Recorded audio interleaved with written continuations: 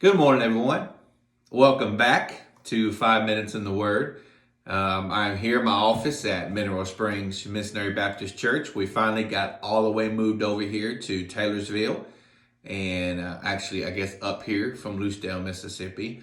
Had to get internet again, so that's why we have been on a break from 5 Minutes in the Word. But I am back, and prayerfully, we will continue to do these every day as we were before we got interrupted.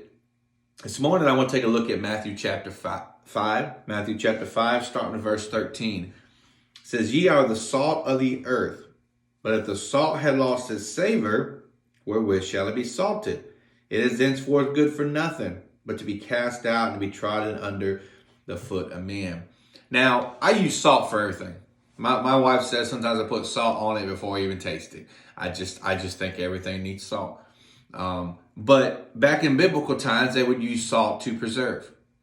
And if the salt had gone bad or was not useful anymore, you would just throw it out. And when you threw it out, it wasn't good for anything. It was just to be walked on. And I believe it's the same thing with our testimony. When we lose our testimony, what good are we for Christ? As I've said in another devotion, it could take 10, 20 years to build a great reputation or great testimony. And unfortunately, by the actions we do, it could take 10 seconds to destroy you.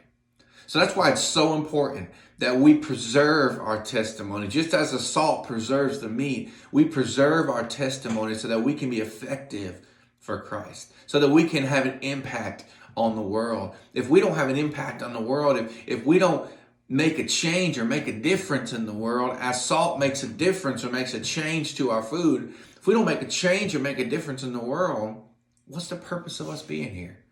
It's to make a change. It's to make a difference.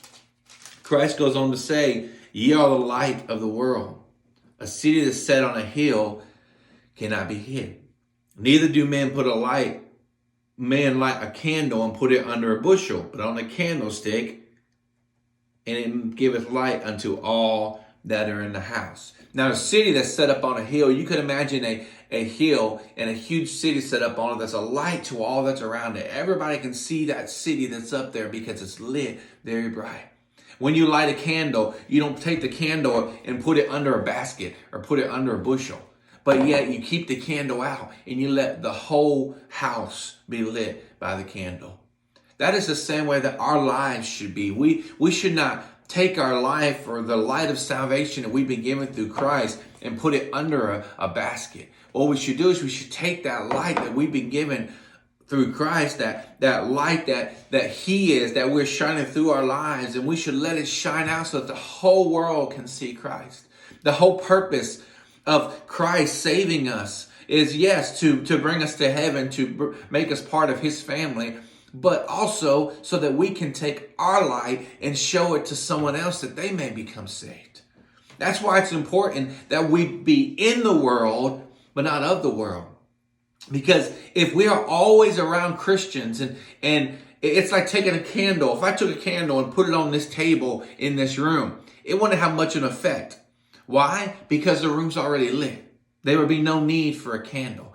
But if I turn the lights off in this room that has no windows and I close the door and it's pitch black in here and I light that candle, it brightens the room up and it gives me light that I could see maybe not only my desk, but I could see around me. That's how it is with us when we walk into a dark world.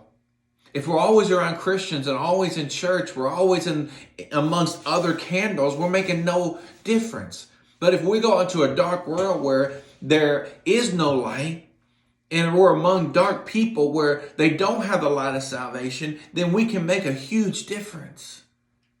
So we need, just like the salt, we need to make an impact. We need to make a change. And as being the light in a dark world, we need to go where the darkness is so we can shine our light and make a difference in the world that we live in. So I encourage you today, be the change that you want to see in the world. And be the light that Christ has called you to be. Don't spend all your time around Christians. Go out into the dark world. Be a light and make a difference and be what Christ has called you to be. Thank you, and God bless.